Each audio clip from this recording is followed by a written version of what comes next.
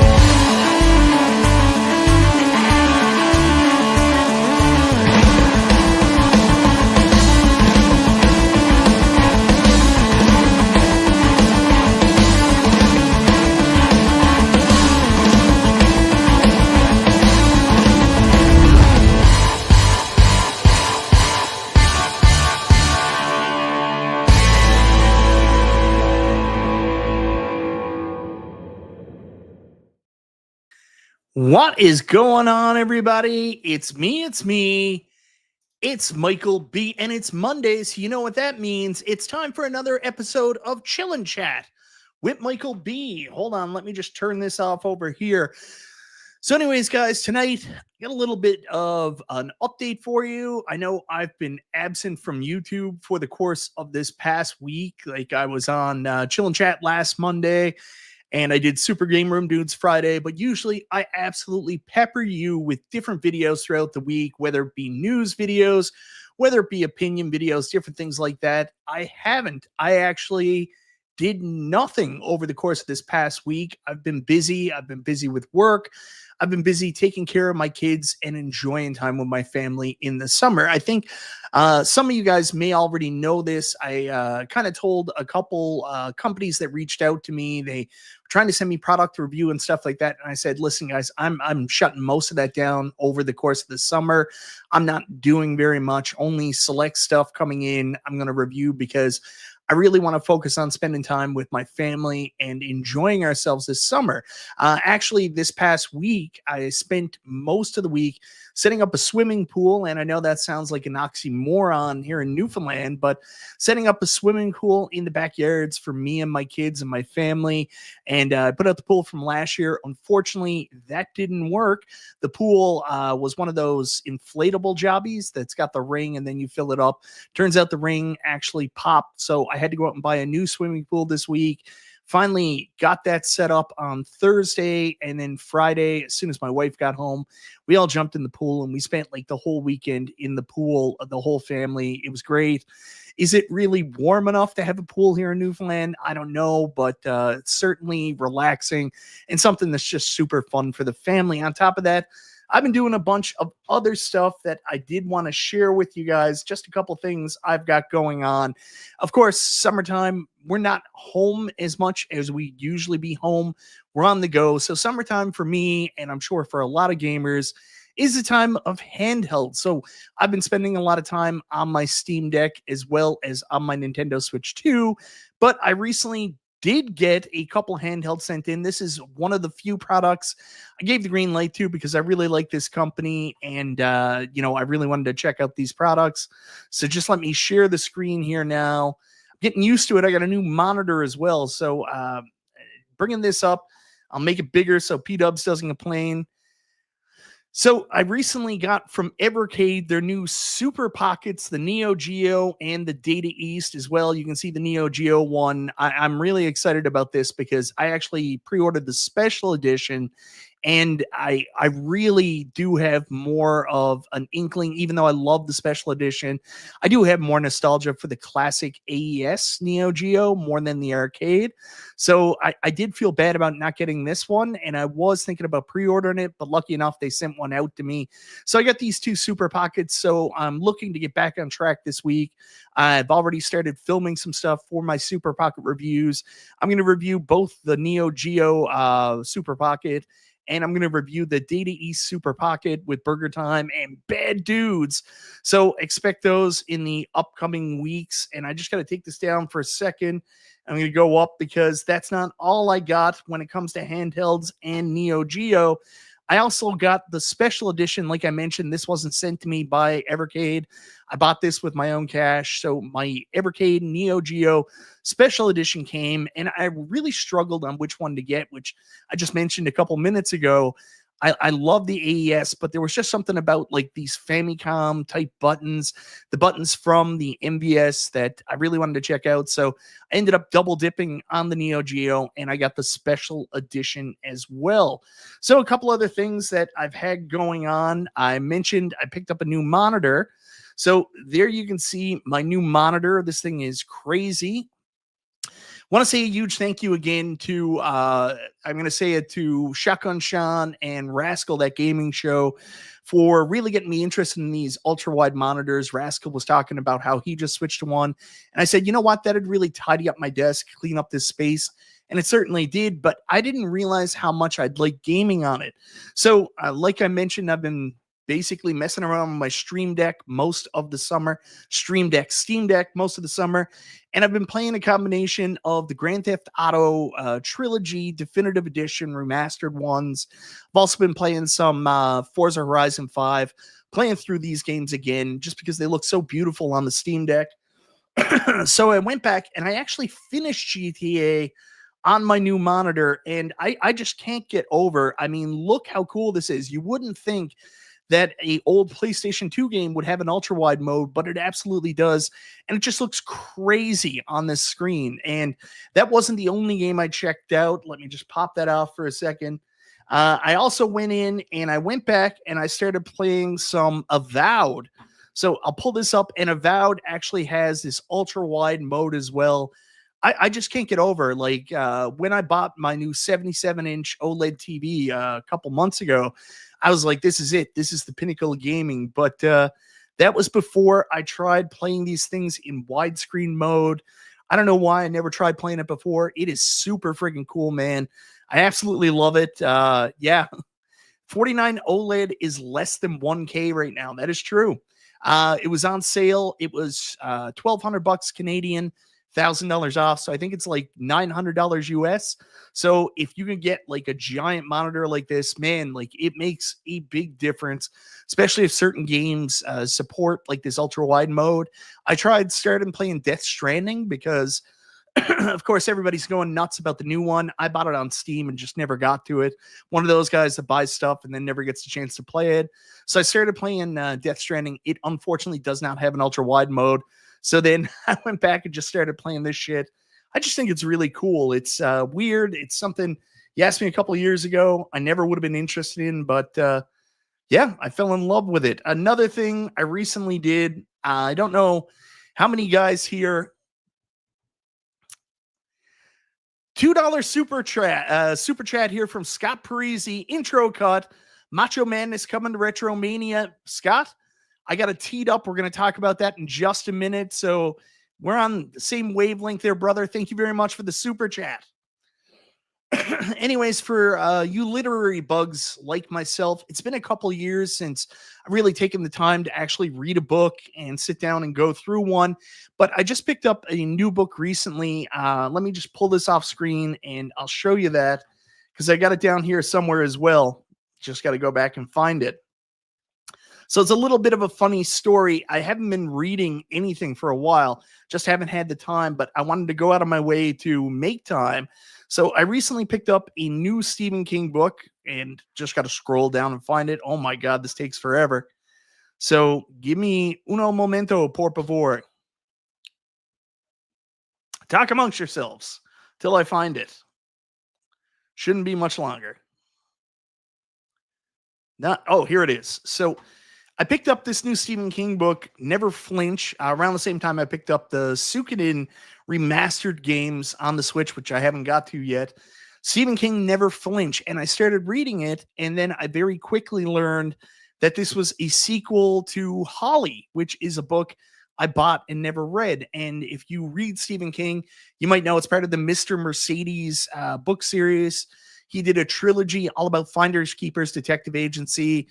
The Outsider got into that. And then there was another one, If It Bleeds. So I started reading this. I got about 10 pages in, realized it was a follow-up to the other game. So then I said, shit, I had to go back and read something else before I could read this. So what I did was, instead of reading the brand new book I bought and I planned on reading, I had to wait until I finished this other book first. So just scrolling up. Hold on. We'll get there.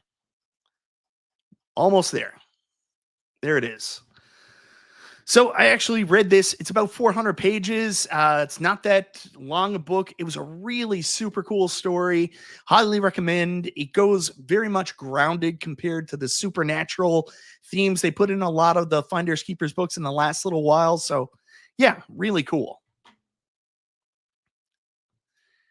I know Zim actually posted in my Discord. He did the same thing. He picked up Never Flinch. Had to go back and read Holly first. So there you go. I'm on Peter and Jane book 4 now. I don't read so good. It's okay, MG. Yeah. A lot of people picked up Suikoden. Suikoden. I don't know how to say it right. Yeah, I'm a big Stephen King fan as well. I said it like I think I started really getting into his novels back when I was about 14 or so. I read The Stand, and I've been hooked ever since.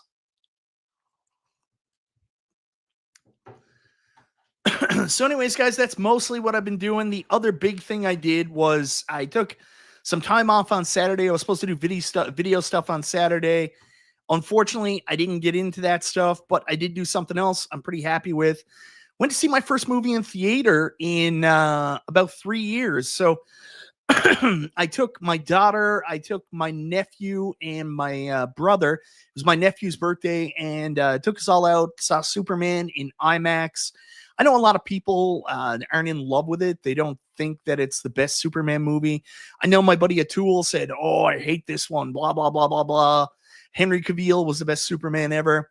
I don't know, man. Like, I don't know if you guys never watched the original Superman or didn't read the comic books. I thought this one was very good. It had a very good theme. I know a lot of other people are complaining, but I just love Superman. I thought it was excellent. So I don't know what everybody else's problems are. See, people, yeah, 19K Fox said it wasn't woke. I know Atul tried to shoehorn, like, the controversy that was going on into it, tried to compare it to what was going on with Donald Trump. I think people are forcing things to be woke nowadays. They're trying to go out of their way and trying to make things woke. 7.25 out of 10, Glenn says. P-Dubs gave it a 7.5. I gave it an 8.9. I really, really enjoyed it, man.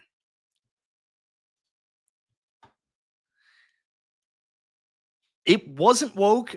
People tried to make it woke. They tried to make there's a backline story about one country invading another country.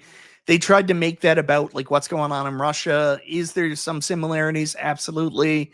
But I think people are trying to force the wokeness way too hard on a lot of things. No, I will not go see F1. Woke. I'm tired. Time to sleep. Yeah. So anyways, guys, that's pretty much everything that I've been doing on my glorious week off. Spending lots of time with family. I also finished a bunch of games I've been playing through. So I mentioned earlier, I finished Grand Theft Auto Vice City, which is actually funny because I actually finished it back in my 20s, but I didn't finish it the right way. I used the cheat codes, so I always felt bad about that. So I want to go back and play all these games and play them the right way. And I actually played through GTA Vice City, no cheat codes, played through it legit, and finished it the real way for the first time.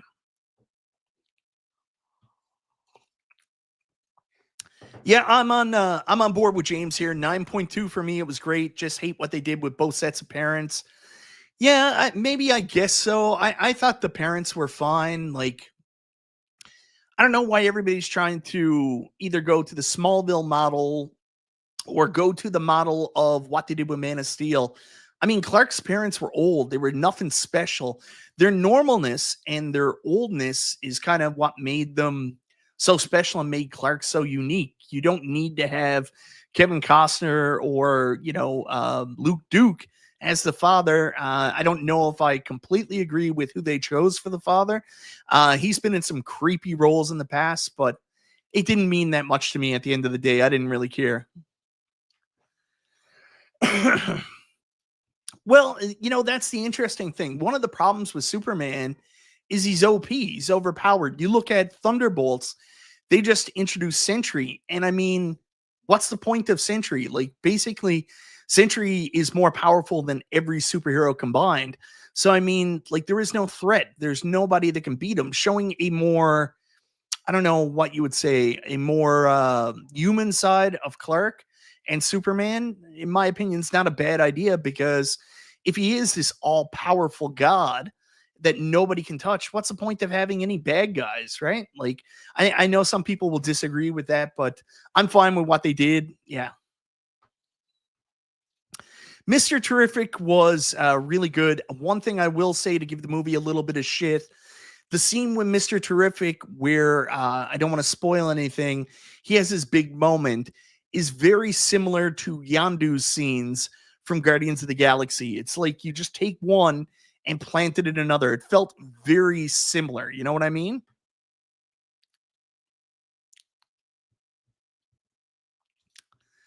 That is his backstory in the comic. I'm not joking.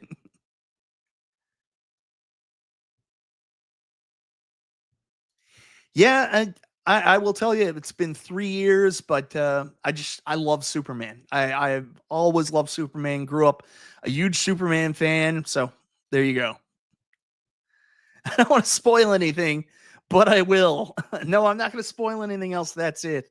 So, anyways, there is a little bit of video game news I wanted to just talk about a little bit. So, I'm going to bring this up here now. Only 3 days left. So, coming up this Thursday, which is actually me and my wife's anniversary, they're going to be doing another episode of Pinball Bites. We're going to find out what the first game in the next Williams pack is going to be. Tune in for that. There's a lot of people with theories out there. It's a game before 1990, 3001 made. So it's going to be interesting to see what they're adding. Right now, this is just going to be for Pinball FX. Unlike Tomb Raider, we don't know when this is coming to FX VR. We don't know when this is coming to At Game. So, tune in Thursday to find out. That's not the only thing happening on Thursday. We've also got Donkey Kong Bonanza coming out. So I'm going to be doing date night with my wife on Thursday. I think we're not doing anything special. Again, we don't get out very much, but Lara's parents are going to take the kids that night, or she might come here. We're not 100% sure yet. And we're going to go to the theaters again. We're going to go see Jurassic Park, Oki Afterbirth. So we're going to go see Jurassic Park. She's a big Jurassic Park fan. That's why I got my second pin. So yeah, I'm excited to do that. Then on top of that, as Scott Parisi mentioned earlier,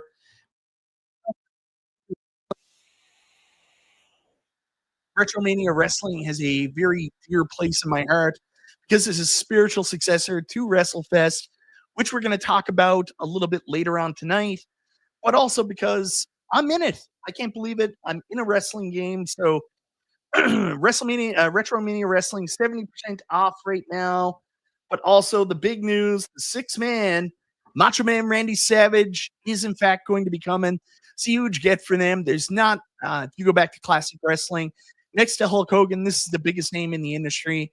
My favorite wrestler of all time, my first favorite wrestler. I love Macho Man Randy Savage, so very excited. See him come to the game. Look at him. They did him good in the green, orange trunks. Please tell me the pink ones are in there too. His most iconic looks. There's his Bret Hart clothesline. Here's the double axe handle. I also saw him do the knee to the back, which pre WrestleMania 3 was a big move for him. And he also does the whole, grab their beard and run over the top rope. The slingshot, that was a big move for him. And of course, we've got the back elbow. Body slam is usually the setup, not the back elbow. Body slam is usually a setup, but here it is, the flying elbow. So very excited for the DLC. Also, my favorite tag team of all time, Demolition, are coming. So very excited about this update coming to Retromania Wrestling September 13th. When they first came out and I looked at the superstars they had, it was fine. But I gotta say, I gotta give them a lot of credit. Like, they've really gone out there with this DLC pack, by adding the Midnight Express, by adding Tully Blanchard, and no TA, Magnum TA, now adding Demolition and Macho Man Randy Savage. That's quite a DLC add-on. I'm pretty excited about it.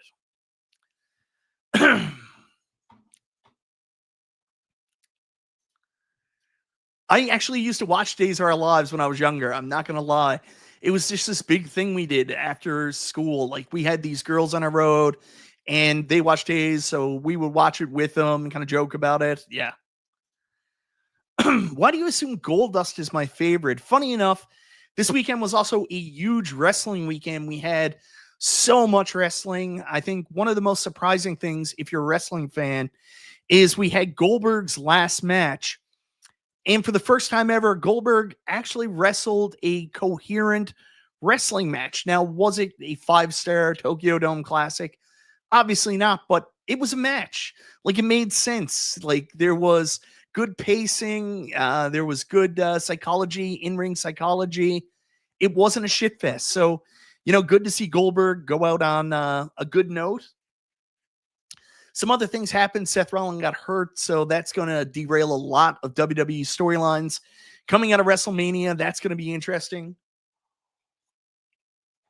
Then on top of that, we've also got AEW all in Texas. They didn't have the gate they should have had for a stadium. They still had like 30,000 people watching, so they seem to be building up. The horrible Death Riders angle's over. Mox lost the title. Back to Hangman in what was an insane Texas death match. The rest of the card was excellent, just A+ wrestling from bell to bell. The right people won. Mercedes Renee lost to Timeless Tony Storm.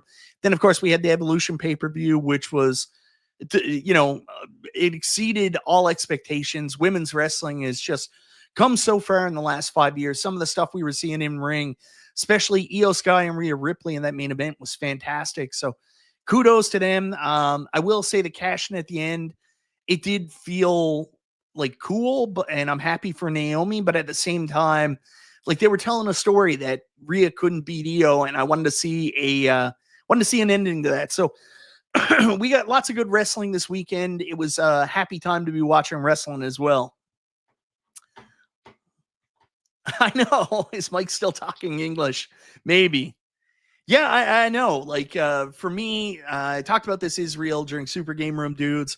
Two of the things I wanted to be most when I was a child was either involved in video games, like in a video game, or I wanted to be a wrestler. I ended up doing like, independent wrestling for a while here locally in Canada.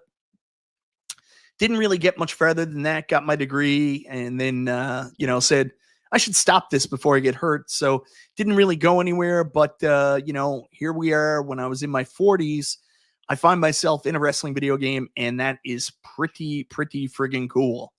Zoom in on myself, P-Dubs. Funny enough, I was talking to P-Dubs earlier today. He called me just as we're getting out of the pool. So one of my favorite things to do is pick up P-Dubs voice messages when I'm not wearing a shirt. So here I am topless. P-Dubs is like, oh my God, the shirt again. He's like, are you doing a show tonight?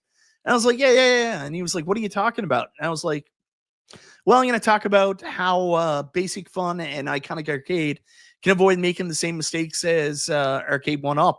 And he was like, the video I did a couple weeks ago. And then I was like, well, yeah, it's pretty similar. It's just I'm going to do a good job of it. MG's just jealous I don't send him pool images anymore.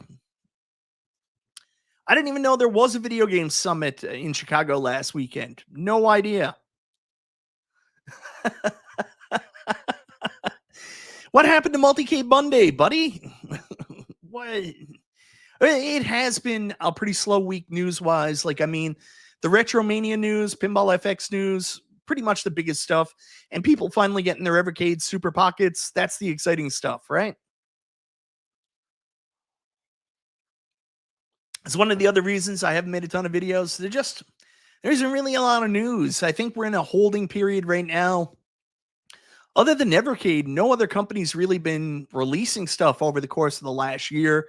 We're still waiting to see if Arcade1Up is going to do anything this year. I mean, we're about a month away before we should start to hear something about what their Costco lineup should be. We think it's going to be a Miss Pac-Man pub table. I'm sorry, a Pac-Man pub table. We think that's it. So we'll see if they're going to surprise us with anything else. And then we'll finally, hopefully in October, get the iconic arcade Street Fighter cabs. There's some rumors out there. There's some more stuff coming. So that's pretty exciting. And then we're finally going to see what Basic Fun is doing as well. So yeah, hopefully Q4 turns out to be exciting. Well, I saw that earlier. I am excited for people. I know that's a long time coming. Until it ships, it's not official yet because that was coming from a third party. I saw it posted by Retro Dodo. I haven't seen anything from Analog yet. I did a stander upper in the garage and wore myself out by 4:30. We'll be back next week. There you go. Love it or listed arcade cabs. That's what P-Dubs did last week. That's my show next week. The other thing I was thinking about doing was talking a little bit about Evercade. I think I'm going to do this in a future video and comparing Evercade to iArcade, actually. Because if you look at it, Evercade and iArcade have a pretty similar game lineup, pretty similar concept overall. It's just Evercade continues to work and excel and become more popular while iArcade went out of business. And we'll talk about why that is. Should be pretty simple to figure out, but I thought that was a fun topic as well, so we might do that one as well. MG, you only do sit-downers. Anyways, guys, I did want to thank everybody for being here. That's just an update on what I've been doing. I know I haven't been around for the last little while. Just been enjoying my life, enjoying times with kids, enjoying the summer, man. That's what it's about. It's hot. Oh, yeah, the other one you've covered that topic 3,000 times. Which one? The Evercade and iArcade? Is that what you're talking about, Mystery Encoder? Mystery Encoder's just still salty that Arcades Anonymous was canceled the other week. Holy shit! I'm proud that one of the games made for my Game Jam has its own Evercade cart now. Cammy, that's awesome. The 1-Up. What Mystery Encoder, you got to be more specific. I don't think I've covered this before. I've covered what mistakes Arcade1Up have made. Wait to see what happens, brother. Roguecraft, nice. I'm not a big Rogue guy. I saw it and I think it's going to be a big, like the Amiga stuff. But the Rogue dungeon type games, not totally my cup of tea, but I'm sure everybody's going to pick it up. Everybody's going to love it. Still the same Speedo. Congratulations, Cammy. That's awesome. Indie games are what I enjoyed most on the Evercade. Me too. And it's one of the staples of the iArcade as well. So a lot of similarities. There you go. Oh, yeah. Yeah. I don't see any Arcade1Ups in the background anymore. They must be dead. Steps, you're an interesting character. No, my Arcade1Ups are downstairs in my arcade. I did, when I just went all XL, bring my 4 XL Arcade1Ups up here. But then I wanted to build out my arcade again. And I'm very picky about what I want in there. I love the look of the traditional arcades in an arcade. I don't like multicades in the arcade. So what basically happened was I moved my multicades back upstairs for my office, and then I have my arcade I have 8 Arcade1Ups now because I just got rid of my Golden TXL a couple of weeks ago. So I have NBA Jam XL, Pac-Man XL, Killer Instinct Pro, and then I have 5 deluxe or 5 3/4 scale arcades. I've got T2, I've got Street Fighter Deluxe, I've got Mortal Kombat 2 Deluxe, and then I've got Dragon's Lair and Tron. So that's actually what you see down in my arcade. But I only had the 4 XLs up here for a while until I decided I got the bug and wanted to build out my arcade in the basement again.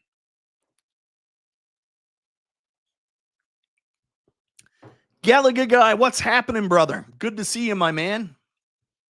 Anyways, guys, get to the main topic now. I did want to talk about this. We've got Iconic Arcade and Basic Fun coming out in the next couple of weeks. Right now, with Iconic Arcade, I mean, there's not really much to say that hasn't been said already. We talked about this a bunch of times, just trying to find a view I like here. My God, what's happening here? I got to make this window bigger, see if it gets bigger on the screen there. There we go. Getting used to my new screen here. So Iconic Arcade, there's not really much to say. We know that the only two cabs we know are coming, and people are going to say that's debatable, are the two Street Fighters. So those are going to be coming in the next little while. We also think, based on some of the rumors that have been going around the community, there's going to be additional titles be announced and released and available for pre-order relatively soon. And of course, with Basic Fun, we know about their whole quarter one lineup. We're getting Pac-Man, we're getting Star Wars, we're getting Teenage Mutant Ninja Turtles. What else are we getting? Centipede, and of course, WrestleFest, which is the new game there. But what I don't know is whether or not these two companies are going to be successful. So we've talked about Arcade1Up a bunch of times on this channel, and we've talked about how Arcade1Up went from being an absolute dominating force in home arcade to where they are now, where they're pretty much non-existent. I mean, we talked about it on Super Game Room Dudes this past week, talking about their summer sale and how they're doing a quantity discount. They've got no new product. It really looks like everything, the wheels have come off that company. They can't get anything in store. They can't get new products out. They're in a really bad place right now. And there's a million different reasons why Arcade1Up is the way they are. We could talk about the vaccine politics. We could talk about their bad dealings with Glenn Planamento, GRS. We could talk about all that stuff. But that's really not what I want to talk about here. I wanted to talk about specific things I think that both Iconic Arcade and Basic Fun should try to avoid so they don't end up in the same place as Arcade1Up. First off, I'm going to start with Basic Fun. And Basic Fun have kind of broke this rule already, which I'm sure a lot of people have already noticed. If you take a look at Basic Fun and what they've got coming out, they've got a Turtles coming out, they've got a Star Wars coming out, they've got a Centipede coming out, and they've got a Pac-Man coming out, and they got a WrestleFest coming out. And if you ask 100 people, pretty much 98% will tell you the cab they're most excited about is WrestleFest. And why is that? Because it's a new title. So one of the big things that Iconic Arcade, not Iconic Arcade, but Basic Fun has to realize is that while they're new and while they're getting some of these titles for the first time, it's not like they haven't been done before. And most people, they're going to be looking to pick up their cabinets and looking to add to their collection, have already probably got units from Arcade1Up. So the first thing I would say to Basic Fun, that I think wave one is fine. I think you're coming out with some really good titles that people are going to be excited about, especially in different form factors like the Supreme or XL line. We're going to get some games we've never seen in that form factor before with Turtles, Star Wars, Centipede. So that's good. But the big focus is going to be on bringing new IPs like WrestleFest. So what Basic Fun and Iconic Arcade should both be doing is realizing that even though they are new, a lot of the titles in the home arcade community are not. So while it's easy to go out and get these classic iconic games like, Mortal Kombat, which is also rumored to be coming to Basic Fun, it might not necessarily be the best path for them. So what I'm going to tell them, think different, think interesting, do what hasn't been done before. There's nothing wrong with going out there and, releasing games like Turtles, Star Wars, but that shouldn't be your main attraction. You should always focus on doing something your predecessors haven't done. I don't know how much interest is going to be out there in the community for people to go out and buy a brand new Mortal Kombat just because it's Basic Fun when they got a perfectly good Mortal Kombat Deluxe cab already sitting there. So keep that in mind, Basic Fun and Iconic Arcade. You got to get weird with it. You got to get interesting with it, and you got to do stuff that hasn't been done before. If you agree with that, let me know in the comments down below. Should these companies do what they're doing, which looks to be releasing games that have already released on other on Arcade1Up's history or in Arcade1Up's form factor, or are you guys more interested in seeing games that haven't been released before? Here's two examples. I'll throw it there right away. One, of course, with Basic Fun, WrestleFest is really taking the bulk of the attention for Basic Fun's releases. And with Iconic Arcade, when it was rumored that they were doing Double Dragon, that seemed to spark even more interest than their Street Fighter 2 cab. I don't know. I don't know the answer on that. James says they should just do Pac-Man and NBA Jam. We'll talk about that in a second, Paul. That's really good. Hey, Retro Arcade Trooper, what's happening? I stupidly sold my Star Wars going on information that they were potentially, and by potentially I mean pretty much dead set sure I'm releasing a Star Wars XL, and I never got it back, so I'm a little pissed off with that. Paul Niemeyer, the Mortal Kombat art guy, was at the video game. Oh, nice. Video game summit. I don't think they're doing Class of 81, Jim the Pacers fan. Exactly. That's one Evercade is doing, that Bubble Bobble. Even though I'm not the biggest Bubble Bobble fan, I just love the shape of the cab. I love all the shit on the side. So, yeah. Yeah, I said that. Basic Fun is making a Star Wars. Ritual Delos is the only one I'll buy as Star Wars. Yeah, I want a Star Wars. I'm also interested in Teenage Mutant Ninja Turtles as well. That's another one. You know what, JJ? A lot of people say that, but here's what's interesting about that. I talked to retailers, especially here in Canada, and even though Star Wars seemed like a huge hit within the community and one of the best cabs that Arcade1Up ever did, in my opinion, probably their best, it didn't sell well, believe it or not. Even though it had the Star Wars name, like I don't know what it is.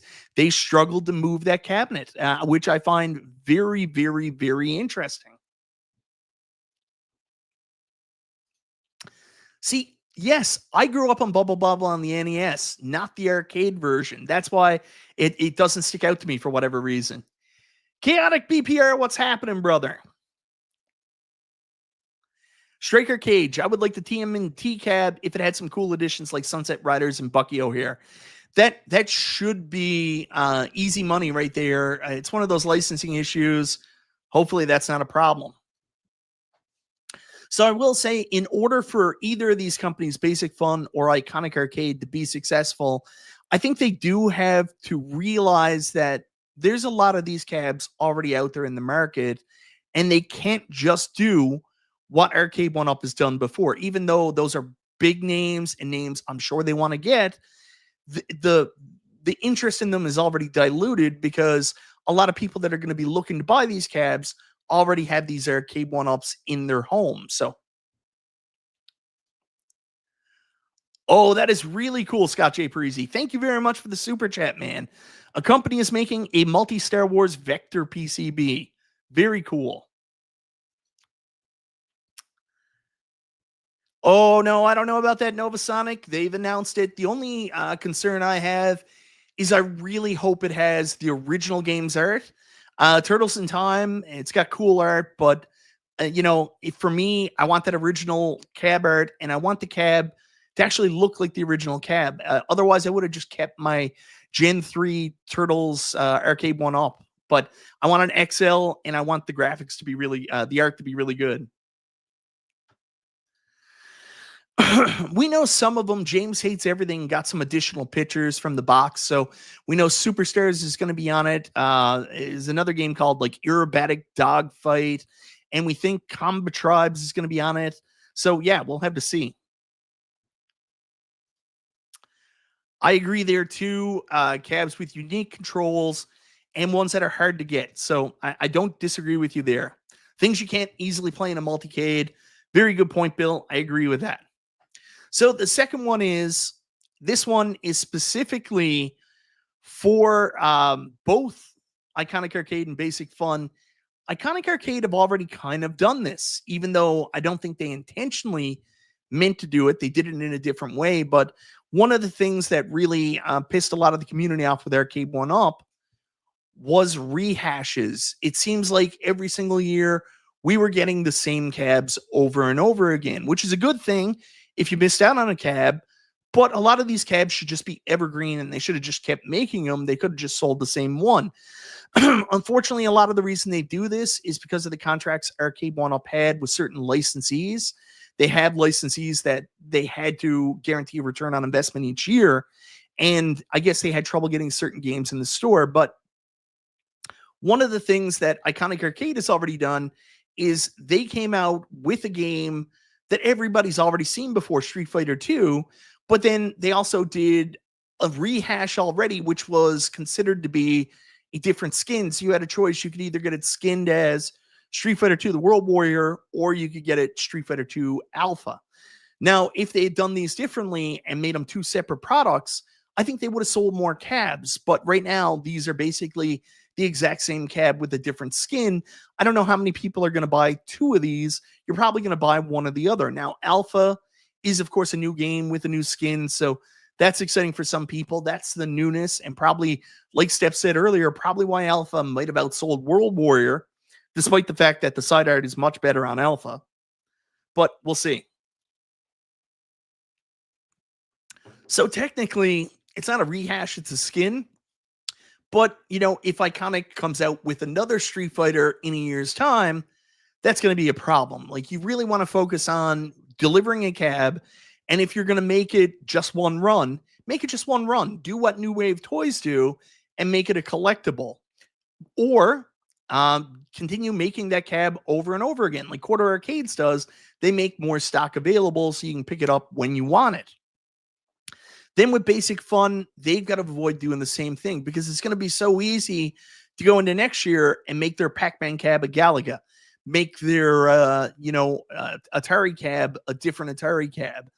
We don't want to see rehashes of the same thing. That's one of the things that took away the credibility from Arcade1Up, made it really tough to invest in their products because you didn't want to buy a certain cab. Like you were afraid if you bought this year's Pac-Man, next year's was going to be better, so you didn't really want to buy them. And I mean, me, myself, I fell into the trap very stupidly of rebuying the same game multiple times.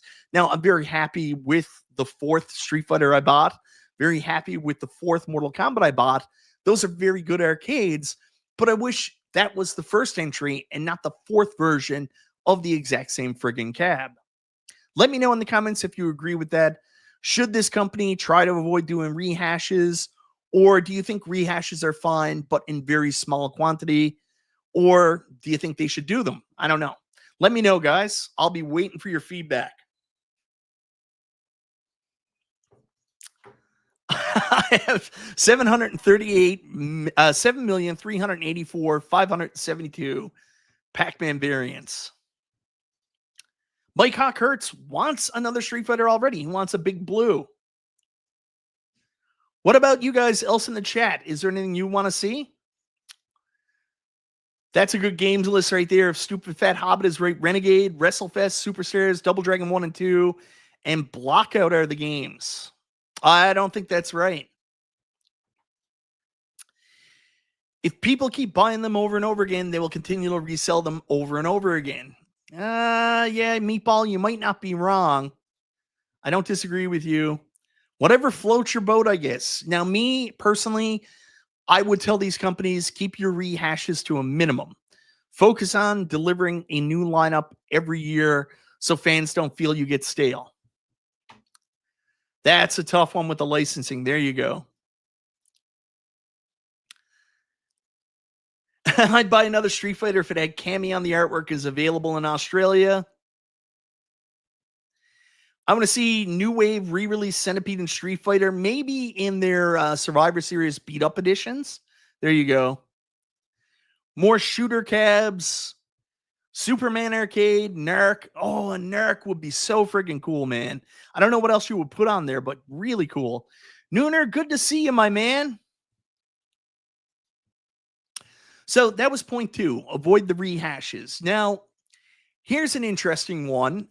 This one I think is going to be more harmful to Iconic Arcade than it is going to be to Basic Fun. But form factors, one of the things that I give a lot of credit to both these companies for, they saw the demand, they saw the interest in a larger scale form factor. So, of course, Arcade1Up, when they released their XL NBA Jam and XL Golden Tee, they ran into a big problem of very bad screens, which we're going to come back to in just a minute, actually. So, when those came out, I don't think they did super well at retail, but a lot of people got really interested in the XLs. The next year, Pac-Man came out. Then we got the Pro Killer Instinct. A lot of people want to go all XL. Like Steps mentioned earlier, I had them all behind me. I was gung-ho. I wanted to get my whole collection all XL. I just like the bigger cab. I don't know what it is. It feels, a higher suspension of disbelief. So it's very good that we now have two new companies that have heard the demand for that. Iconic seemed to be focused primarily in doing an extra large form factor, bigger cab with a 19-inch screen. And then, of course, we've got the Supreme line from Basic Fun, which is a bigger cab with a 19-inch screen as well. So that's good. But one of the downfalls of that is there's a lot of people that don't want to go big. There's a lot of people that want to, stay in that 3/4 scale range. I know guys like Zim, guys like, other people in the community, they've got entire basements that are loaded with Arcade1Ups in the 3/4 scale size limit, and they don't want to replace them. They just want to add more to that collection. Now, Iconic Arcade aren't going to be able to cater to those people's wants. Basic Fun is catering to those people's wants in the Ultra line. So they are doing a 3/4 scale size cabinet.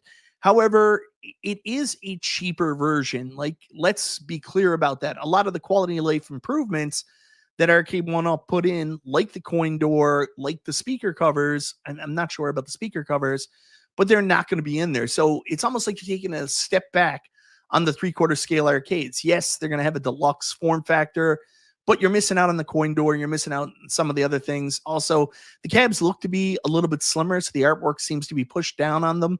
So keep that in mind for the smaller, but there is an option. Iconic Arcade doesn't provide that option. Another concern about the bigger form factors is something that I heard here in Canada when I was talking to the representative from the Brick, and me asking, because of my interest, are you getting the Supreme line in from Basic Fun? And the response I got back was, no, haven't even heard about them, but if they sell at the same price point as the Arcade1Up XLs we're not interested. The reality was, at the higher price points for these cabinets, the demand just wasn't there to justify retail. Now, luckily, Iconic Arcade have a solution for that because they're going DTC, direct to consumer. We don't know what the vehicle 100% that Basic Fun is going to use at this point. We think that they are doing retail, like based on their original press blog. It looks like Ultra is going to be regular retail, while the Supreme larger cabs are going to be locked behind club stores, but we're not 100% sure about that. So really, the size factors, I think both these companies are a little bit smarter than Arcade1Up in the fact they're offering a larger size that Arcade1Up, kind of refused to really focus on, despite there being a very high interest from the community. But also some of that may have been retail specific, where a lot of smaller retailers are looking for smaller products. They can sell at more of an impulse buy price. So, let me know in the comments, guys. I'd like to see your feedback on this. Do you think that it's a good thing that both these companies are offering XL cabs, or would you rather see more 3/4 scale cabs? What are you looking to fill your Arcade up with? See, Stockjack, I'm keeping you in mind. I'm keeping other people in mind. I know there's a bunch of people out there that do want to focus on the 3/4 scale cabs. And while with Glenn, you can do a full size, Build-A-Cade FU, turn it into a Nintendo cab, some people are saying that's a little bit too big for my arcade. It's not going to match with my Arcade1Ups. That's why G.I. Joel's option is such a good idea.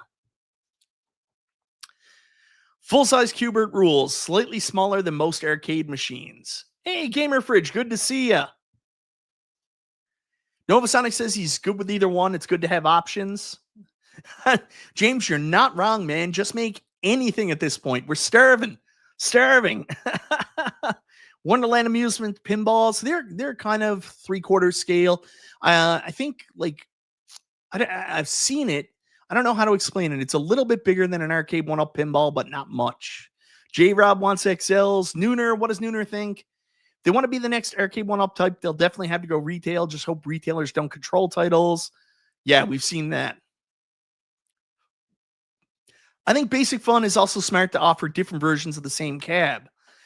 I like that as well, which is funny because our buddy P-Dubs talked about in this video, a similar title, he talked about the mistake that Basic Fun could make that Arcade1Up made.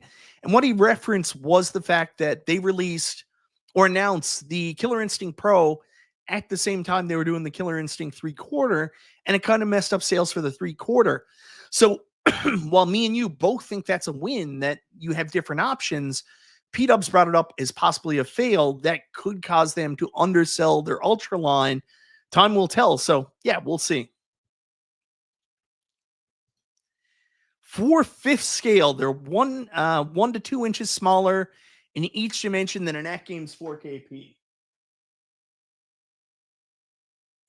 I don't know. Maybe I've seen it in person. I think the AtGames is a lot bigger. I would say it's more than 1 or 2 inches. MK is my only 3/4 left. XL only going forward. Shaq XL, AtGames 4K pinball, Golden TPGA. 3/4 scale just doesn't look good to them. I will say that I won't down in my basement. As you guys know, I have two real pinball machines, commercial pinball machines, which are giant. Cammy knows. She's got that Avatar pinball machine. They're massive. And I will tell you that an Arcade1Up, like a 3/4 scale Arcade1Up, looks really small next to it. Even the XLs look a little bit small, but they look more sensible than the 3/4 scale cabs. So they always go on the other side of the room. XLs next to the pinball, 3/4 on the other sides of the room.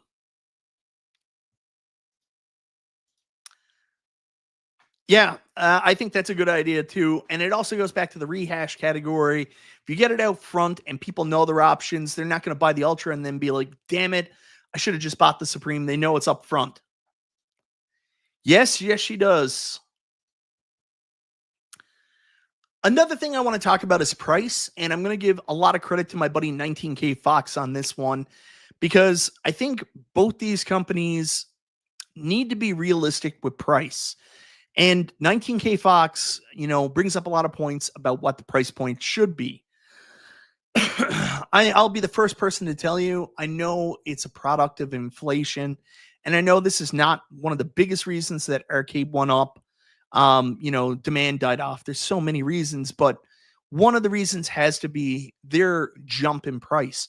When the cabs went from not $3.99, but up to $5.99 regular price. Now we've got it down a little bit. We're back down to what's somewhat reasonable, not back to that $3.99, which I think is the magic sweet spot for these cabs. But an Arcade1Up Deluxe right now, most of the time, it's $499. It looks like the Ultra line coming out here for Basic Fun, also going to be $499. Let's see how the brand progresses, because if we get into the Arcade1Up strategy where they start jumping the price every year, I think we're going to get to see the same kind of interest dropping. I think Basic Fun is off to a hot start, coming out with a new title, coming out with some XLs. They're off to a good pace. But if that price jumps up, you're going to see interest quickly die off as well. Iconic Arcade, the same thing. Their XL was a little more expensive here in Canada than the previous XLs, coming in at $9.99 compared to $8.99. I think they're the same price in club stores. I think they were $5.99 US. So I think that's a pretty good price for an XL cab. So I hope the price points don't spike. Of course, we don't know everything that's going to happen with tariffs. Like, tariffs seem pretty secure right now with what's going on in the US and China. So hopefully things stay like that and we get a regulated price. Some of these things might be out of their hands, but A price jump, like we saw with Arcade1Up, could also be devastating for these two companies. Sorry, guys. I got a frog in my throat. I got to drink more water before I do these shows in the future. The last thing I do want to bring up is quality. And I think people need to understand here now, a lot of people may be turned off from Arcade1Up based on quality of the buttons, quality of the materials. I think it's safe to say nothing's really changing between Basic Fun and Arcade1Up. I think point for point, you're getting pretty much the exact same product. Same quality buttons, same quality on-off switches, same quality buttons and sticks, all that stuff. Iconic Arcade, we've heard rumors about it being a little bit better, but I'm not thinking it's going to be that much better. I haven't actually got my hands on one yet, but I'm assuming it's going to be pretty similar quality. So we'll see when we actually get them. But I think we know that they're not going to be any higher quality.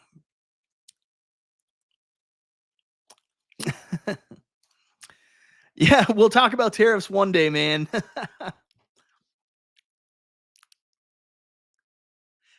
Do you know if Basic Fun will be releasing Star Wars and Centipede as a single game, or will they add multiple games to the cabinet? Thank you very much for the super chat, Retro Arcade Trooper. With Centipede, we know the Ultra is going to be very similar to, I think it's the Atari 50th cab. A bunch of console games are going to be on it as well as that full assortment of arcade games. So I think there's a control stick, a spinner, trackball. With the Supreme cab, I don't know. I know there's a trackball. There might be a spinner, but we don't know about the control stick. Star Wars, we know next to nothing. My guess with Star Wars, expect it to be very similar to what Arcade1Up did, where it's probably got, 1 to 3 games on it. That's my guess. Now, me personally, I've said this, I would much rather have a Centipede done properly.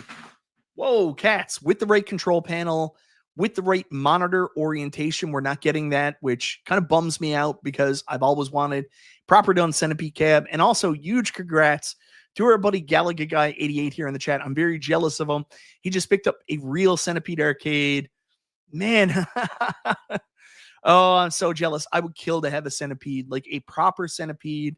One of my dream cabs. I fucking love Centipede. It's my wife's favorite arcade game. I would love to have a proper Centipede. Just the beautiful art, the cabinet's beautiful, and have a proper vertical monitor with the right controls where they should be. Man, I would kill for a Centipede.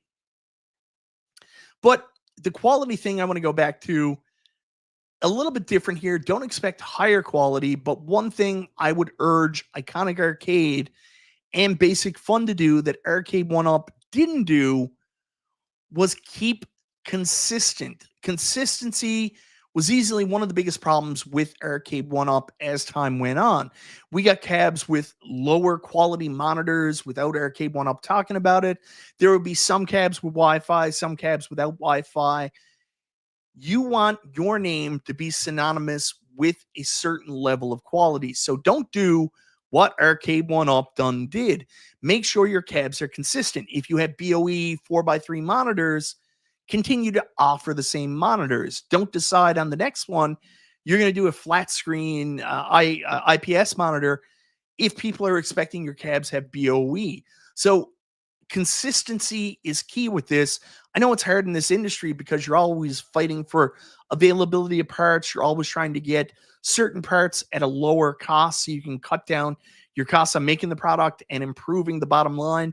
But you really want to focus on making things consistent. If you're a company that offers a product, make sure each product is consistently using the same quality parts as the other cabs. Don't downgrade to put something out. Like another example would be these 16:9 monitors in these new Arcade1Ups. Terrible.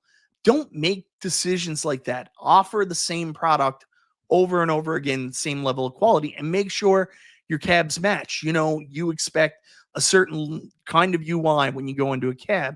You expect certain features to be on a cab. You expect the volume to work a certain way. Even you expect the on-off switch to work a certain way. I could not tell you, and I know this is a finicky thing, how much it bothers me to go to Arcade1Up to Arcade1Up to Arcade1Up, where one switches and one is that soft push-pull toggle. Everything should be consistent. I know I'm not the only one who thinks this. It just should make sense that your cabs are consistent with the way they work across variations. Unless you do something entirely new.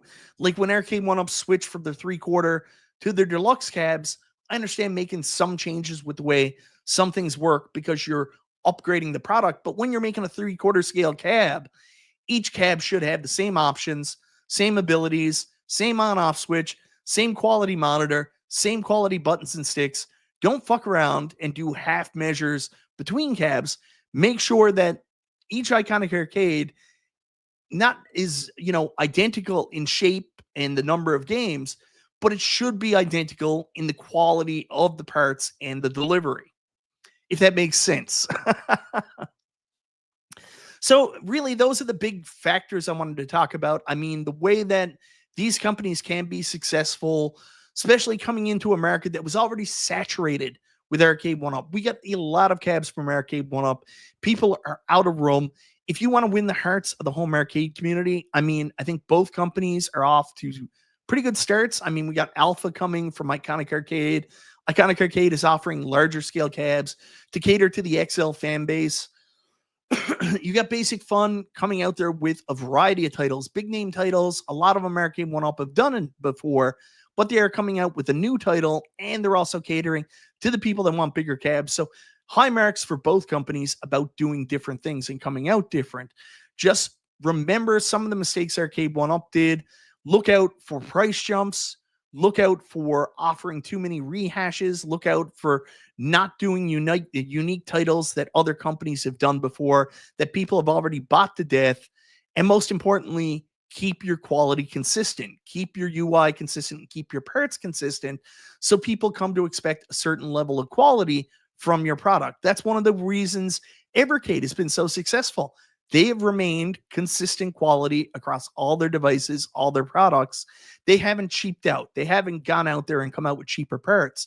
Companies that do that are successful. You buy a product, you should be comfortable in knowing it's going to have a certain level of quality parts. So I do think that's a big thing.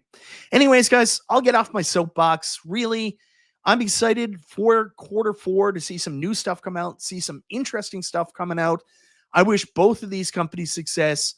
Avoid the pitfalls of what Arcade1Up did. And hopefully, if Arcade1Up listens to this, take heed to what I'm saying, and they could use some of these pieces of wisdom as well to help build back their identity and their reputation in the home arcade community, and maybe, take up their leadership of this industry, this recreation arcade industry. Get back in, and we've got 3 strong companies giving us a plethora of titles, and then we can finally say home arcade is back. You're not allowed to play it with your Canadian money. I saw that. American quarters only. There was a big joke about that in the Canadian quarters in the arcades back in the day, because they used to get stuck in the quarter slots. So that's why that message was actually on there. The Canadian money used to get stuck and it wasn't recognized as American money. So there you go. Now they got the Hello Kitty Gotcha Pond coming. They're good. Yeah, maybe. But, hopefully the last 2 years have been tough, guys. I mean, there hasn't been a lot of really interesting stuff come out that have really, blown our socks off and said, that's a must own. Right around the corner, it seems like we are getting some good stuff. And I'm hoping this is a new era of home arcade. 3 strong companies, hopefully all making recreation arcades, doing good jobs. And hopefully we get more stuff. Hopefully they avoid this stuff, because if not, if they, follow these same footsteps, it's just more of the old, same old, just coming from different companies. I don't think any of them is going to get very far off the ground. So that's just my 2 cents, and 2 cents I wanted to share with you guys. So anyways, guys, thank you so much for hanging out, tuning in tonight. It's been a pleasure talking to you all. You guys are all wonderful. Next week, I'll be more hydrated. I might even take a lozenge, so hopefully I won't cough as much. Thanks for tuning in. Enjoy the rest of your Monday night. This is Michael B. the Game Genie, and I'll talk to you next time. See you guys.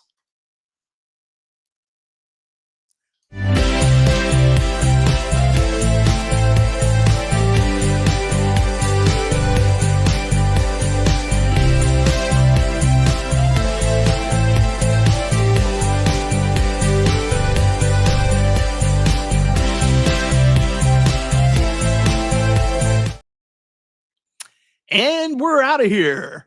As Macho Man used to say, I'm a memory.